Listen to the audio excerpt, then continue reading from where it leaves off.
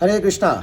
तो आज हमारे सामने है हिज ग्रेस अभिमन्यु प्रभु और हम लोग बैठे हैं इस समय कश्मीर घाटी में।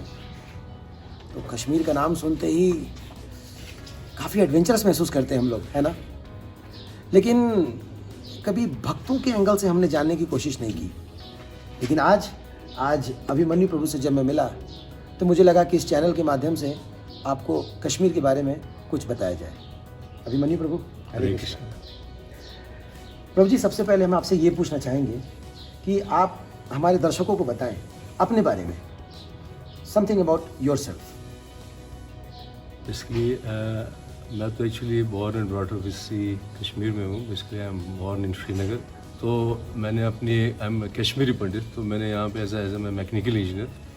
तो काफ़ी आई कैन से कि मैंने काफ़ी कॉर्पोरेट्स में काम किया, ऑलमोस्ट 30 ईयर्स से काम करते रहे। तो फिर उसके बाद पहले तो कनेक्टेड थे इस्कॉन से, 25-28 साल हो गए, ऑलमोस्ट 28 साल हो गए इस्कॉन से कनेक्टेड हुए।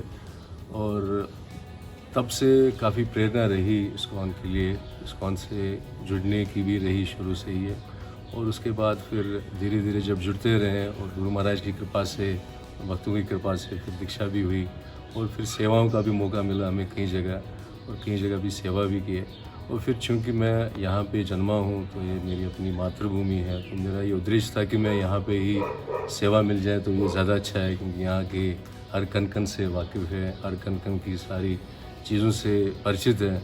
ऊपर से भाषा का भी प्रभाव पड़ता रहता है, तो जिससे कि भक्तों के साथ कनेक्ट होने में आसानी रहती है और प्रचार करने में काफ़ी सुविधा मिली। और गुरु महाराज की भी आशीर्वाद था कि आप यहाँ पे जितने भी हमारे कश्मीरी पंडित हैं उनमें से कम 10,000 कश्मीरी पंडितों को भक्त बना दिए। बड़ी एक चुनौती भी है हमारे लिए, पर भगवान की कृपा से हम कोशिश कर रहे हैं, प्रयास कर रहे हैं, क्योंकि यहाँ का जो स्थिति है, यहाँ का जो माहौल है, ये कितना चैलेंजिंग है, क्योंकि इतना मुश्किल होता है कि यहाँ प्रचार करना। अभिमन्यु प्रभु, अभी हम लोग यहाँ पे आए तो इस ड्रेस में आने में बड़ी घबराहट हो रही थी और हमने तो एक जोड़ी पैंट शर्ट भी रखा हुआ है। माहौल देख के ज़रूरत पड़ा तो हम वो पहन लेंगे।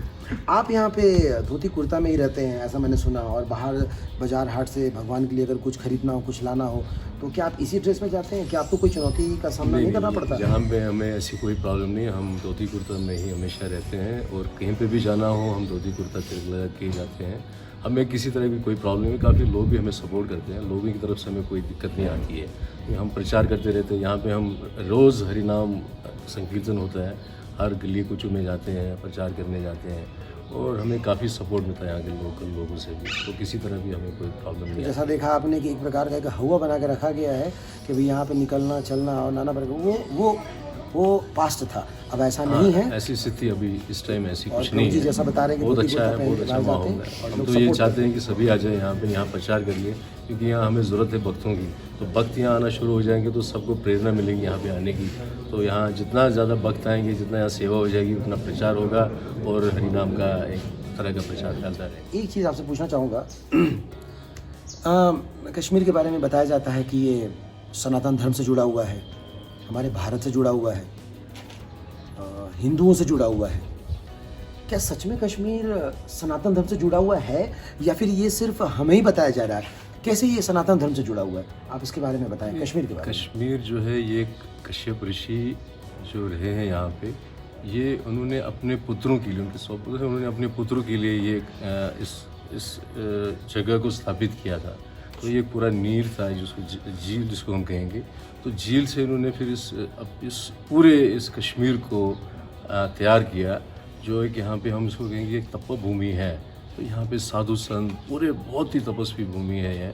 और ये यहाँ अगर हम पीछे थोड़ा सा अगर हम चले 100 साल 300 साल पहले, तो काफ़ी यहाँ पे साधु संत का आगमन होता रहता था।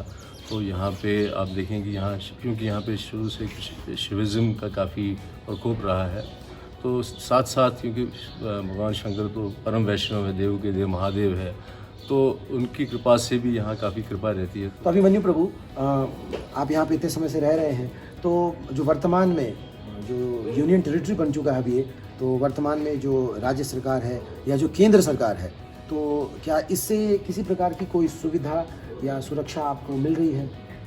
केंद्र सरकार से तो हमें काफ़ी सुविधा इन द सेंस हमें एज ए सिक्योरिटी मिलती है। जैसे यहाँ पे ये जैसे आप देख रहे हैं ये जोन थोड़ा सा अफेक्टेड जोन रहा है और पहले तो काफ़ी अफेक्टेड था ये जोन, जिससे कि थोड़ा मूवमेंट का भी प्रॉब्लम था और ये एरिया काफ़ी उस वातावरण में आता था, सेंसिटिव एरिया में आता था।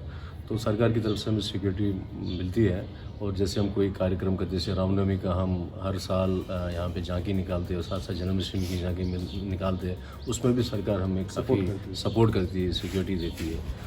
अगर हम आगे हम सरकार से ये चाहते हैं कि ये सिक्योरिटी के साथ साथ अगर हमें जैसे हम हमारे पूरे भारतवर्ष से और भी कई जगहों से डिवोटीज़ आते हैं यहाँ पे और साथ साथ अमरनाथ जी की यात्रा यहाँ पे शुरू होने वाली है अभी अगले महीने से, तो वहाँ पे सारे यात्री हमारे यहाँ आते हैं और हमारे लिए यहाँ पे थोड़ी असुविधा हो जाती है उनको थोड़ा सा सेवा करने में। जैसे कि उनके लिए गेस्ट हाउस की सुविधा हमारे पास इतनी अभी है नहीं, तो हम सरकार से ये प्रार्थना करते हैं कि हमें वो गेस्ट हाउस के लिए थोड़ी सी सपोर्ट कर ले, उसको बनाने में सपोर्ट कर ले। तो अभिमन्यु प्रभु का कहना है कि सरकार से हमें जो सुरक्षा है वो बहुत अच्छी मिल रही है, फेस्टिवल्स वगैरह करने में कोई दिक्कत नहीं होती, लेकिन यहाँ पे कुछ बुनियादी ज़रूरतें हैं, उसकी आवश्यकता है।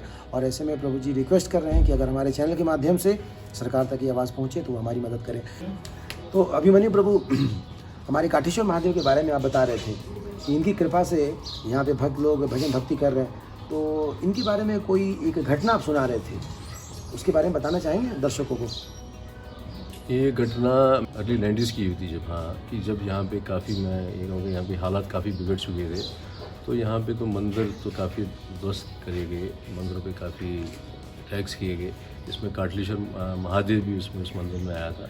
तो ये सारा एक तरह के से सब ये जो परिसर आप देख रहे हैं, ये सारा परिसर एकदम ऑलमोस्ट डैमेज हो चुका था। इसमें जो काठलेश्वर महादेव का जो ये शिवलिंग है तो वो एक बचा हुआ था, इसमें भी काफ़ी ट्राई किया था उसको डैमेज करने के बाद, क्योंकि ये एक काफ़ी शक्तिशाली, उसको कहेंगे कि इसमें काफ़ी कृपा महादेव खुद स्वयं यहाँ बैठे हैं, तो उसमें कुछ हुआ नहीं।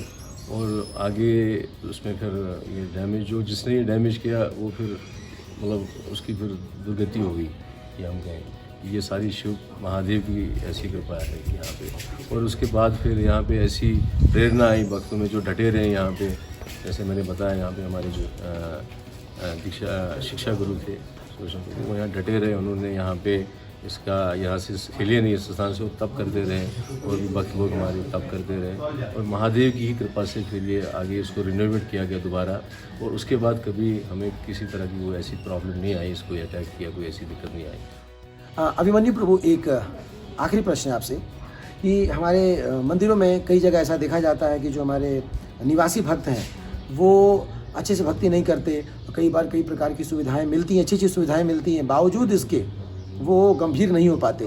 तो ऐसे भक्तों के लिए आप क्या संदेश देना चाहेंगे? हम तो भक्तों के लिए ये संदेश देना चाहते हैं कि वो देखिए यहाँ पे जैसा हमें ये केंद्र मिला है, इस केंद्र में हम जिस तरह से भक्ति कर रहे हैं इसमें कोई हमारे पास ऐसी सुविधा नहीं है।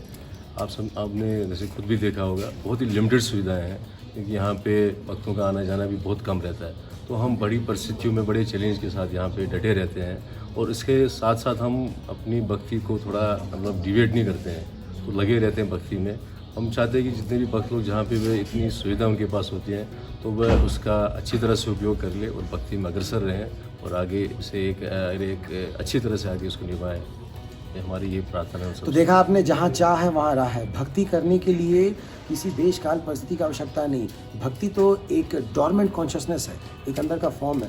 प्रभुपाद जी कहते हैं ये हर किसी के हृदय में उपस्थित है, बस हमें क्या करना है इसको जागृत करने का। तो हम जहाँ हैं, जैसे भी हैं, जिस परिस्थिति में हैं, अगर प्रभु जी यहाँ रह के, इस वैली में रह के और इतनी सारी विषम परिस्थिति में रह के भी प्रभु जी इतनी सुंदर भक्ति कर सकते हैं और इस मूवमेंट को आगे बढ़ा सकते हैं, तो क्या हम लोग नहीं कर सकते?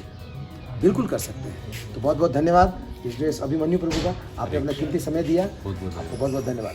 Thank you so much. Hare Krishna.